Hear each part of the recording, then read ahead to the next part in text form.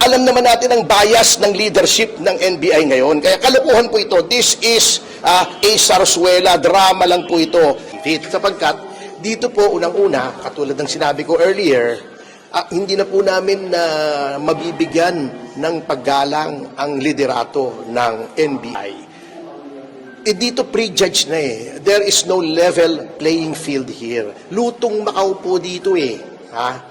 Doon na lang po kami sa piskalya. Well, hindi ko nga maintindihan kung anong problema nila sa Marines eh. Sinabi na ni Gutesa na nag-deliver siya.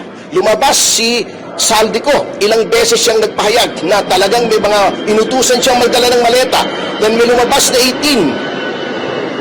18 na Marines na nagsasabing nagdadala sila ng maleta, complete with videos, pictures.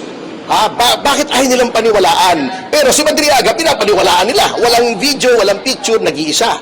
So, alam na alam po natin ang ginagawa, tinatago po nila. Everything that is happening now, including yung power struggle sa Senate, is all about concealing the truth tungkol dito sa flood control scandal.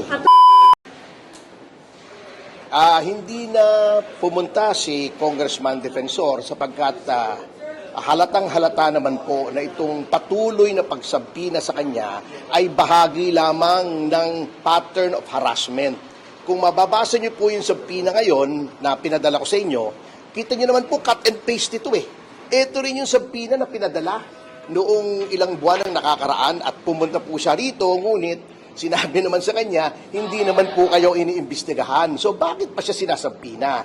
Sinabina na po siya, pumunta na siya rito, yung 18 Marines pumunta na rito, in-interview na nila 2 beses, pumunta na sa Senado, nagsalita na dun sa Blue Ribbon Committee. So, ano pa bang problema? Number 2, ang deputization po ng Ombudsman sa NBI upang tingnan daw ang kredibilidad ng 18 Marines ay wala po sa lugar. Yan po ay labag sa konstitusyon. Sapagkat ang Ombudsman po dapat ay independent. Ngayon, pwede pong hingi ng tulong ng Ombudsman ayon sa Ombudsman Law ang lahat ng kawani ng pamahalaan. Ngunit yan po ay upang humingi lamang ng mga records, ng mga dokumento, ng mga ebidensya. Ang pagdetermine ng kredibilidad ng kahit sinong witness for the purpose of filing a case cannot be delegated sapagkat pag dinelegate mo sa NBI, ang finding of credibility ay masisira yung independence ng Ombudsman. So dapat po, kung gusto nilang malaman ng kredibilidad, mag-imbestiga ang Ombudsman. Bakit naguhugas kamay ang Ombudsman sa pag-imbestiga doon sa 18 Marines at doon sa mga taong tinuturo ng 18 Marines? Dahil ba sangkot si Martin Romualdez? Dahil ba sangkot ang Pangulo? So halatang halata po kayo Ginoong Boying Remulla, na naguhugas kamay kayo na wala naman sa lugar at hindi patay sa konstitusyon. Sir, tinawag ninyo na harassment yung pasabina ng NBI. May pinag-aaralan kayo na legal remedies kung meron man laban kanina? At pinag-aaralan po namin, we will keep our cards close to our chest. But sa ngayon pong araw na ito, again, out of respect to the institution, nilangaw pagdala yata ni Martin Romualdez yan. Tapusin ko lang Sa araw pong ito, kaya narito po ako ay out of respect again to the institution sapagkat ginagalang ko po ang National Bureau of Investigation bilang isang institusyon na napakaganda po ng reputasyon bilang premier law enforcement and investigative body ng ating bansa. Bagamat wala po tayong paggalang, paprangkahin ko na doon sa namumuno ngayon sa NBI na halatang halata din po natin na puppet ng Malacanang na ang papel lamang niya ay manggulo sa investigasyon. So pagkat nakikita nyo naman po, lahat ay ginagawa. Alam nyo ba na bukas may bagong mga testigong 14 na darating sa Senado. Ngunit ang ginawa nila, kuno-kuno, chuchu-chuchu, meron daw threat sa Senado, pinapa-lockdown ng NBI ang Senado para hindi lang makapasok. Alam niyo po kasi, the people who are now in power are fighting for their lives. Kasi alam nila ang mangyayari pagka lumabas itong flood control scandal kung sinong mastermind. Pero hindi po kami matitinag sapagkat we are not fighting for ourselves, we are fighting for the future of the Filipino people and our country. Mas malakas na motibasyon po yan kesa sa pansariling interes. Yung 14 na yun, Marines din? Marines din, oo. mga kasamahan din nila na nagdala rin ng maleta. So, marami na po yan. Hindi ko nga maintindihan kung anong problema nila sa Marines eh. Sinabi na ni Gutesa na nag-deliver siya. Lumabas si Saldico, ilang beses siyang nagpahayag na talagang may mga inutusan siyang magdala ng maleta.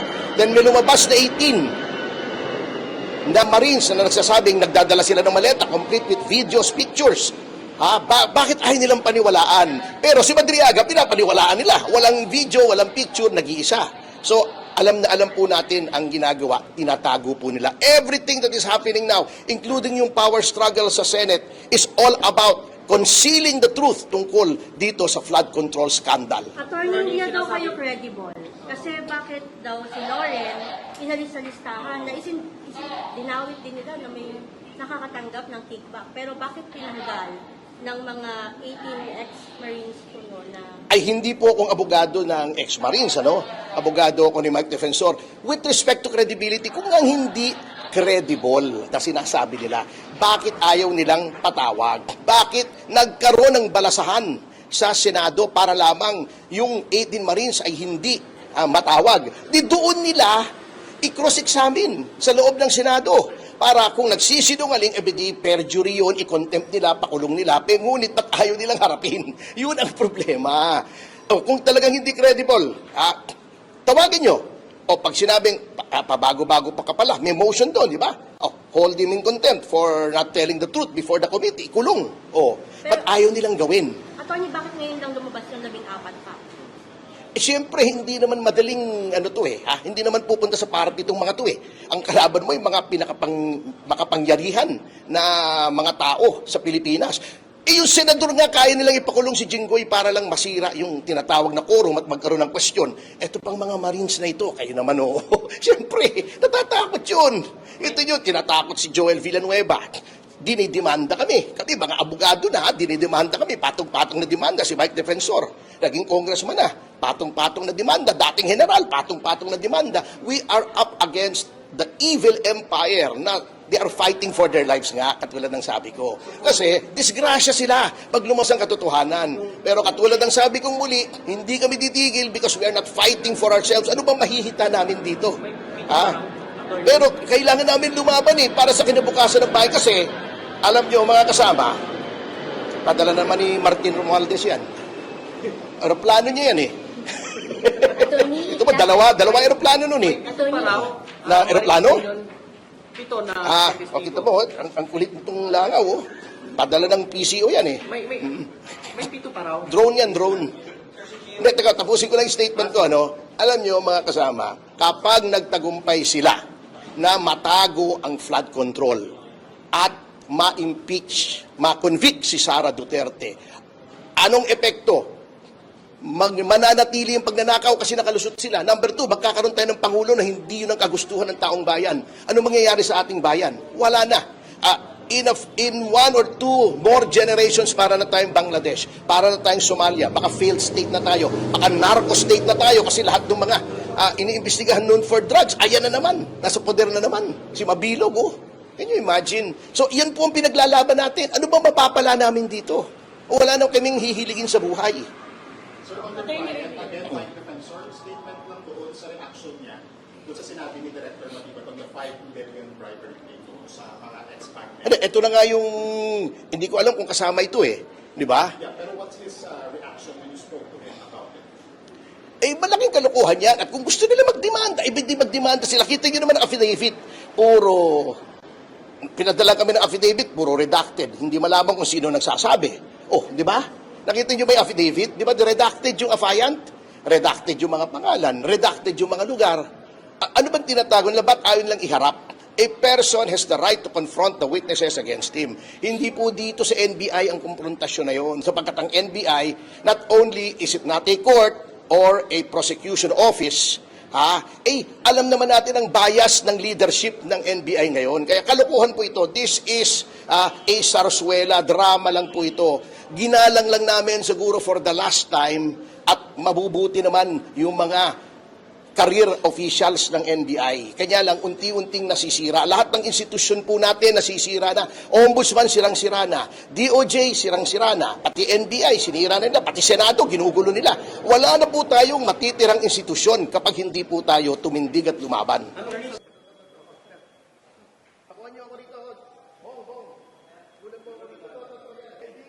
Happy 100 days and looking forward to the next 100 days. Gusto niya 100 years pa eh. Ano ulit?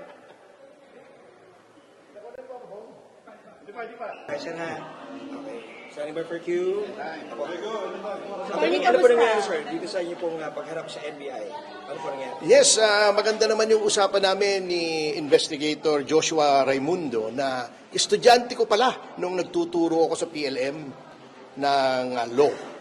At pinaliwanag ko sa kanya na ang stand ng aking kliyente ay huwag na sanang mag-issue ng subpoena, sayang lang ang papel ng gobyerno, sayang ang resources ng gobyerno, ang oras ng mga agent, sapagkat kung tingin po ng National Bureau of Investigation ay may basihan para hainan ng reklamong kriminal si dating Secretary Mike Defensor, ay ang dapat gawin ng NBI, at alam naman po ito ng NBI, ay maging nominal complainant pa nga pwede ang NBI pumunta sa piskalya, doon maghain at isabina si Secretary Defensor upang mag-submit ng counter affidavit. Sapagkat dito po unang-una, katulad ng sinabi ko earlier, hindi na po namin mabibigyan ng paggalang ang liderato ng NBI.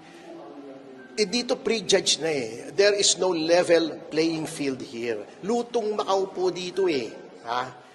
Doon na lang po kami sa piskalya where baka parehas pa rin lang, bagamat kontrolado din nila ang DOJ, at least may proseso po roon, may reklamo, alam nyo kung sino nagreklamo sa inyo, kailangan ilatag lahat ng ebidensya laban sa inyo kung meron man, at may pagkakataong sagutin at saka magdedetermine ng probable cause kung ipa-file ang case, kung may reasonable probability of conviction. So, doon na lang po tayo sa tamang proseso. So sabi ko, baka pwede naman, huwag nang mag-issue ng subpoena kasi walang ma-achieve. Ganun pa rin po ng ganun ang aming stand. We will not give a statement here, hindi dahil sa may tinatago kami, ngunit we believe that the NBI is no longer a fair and free forum para sa katarungan.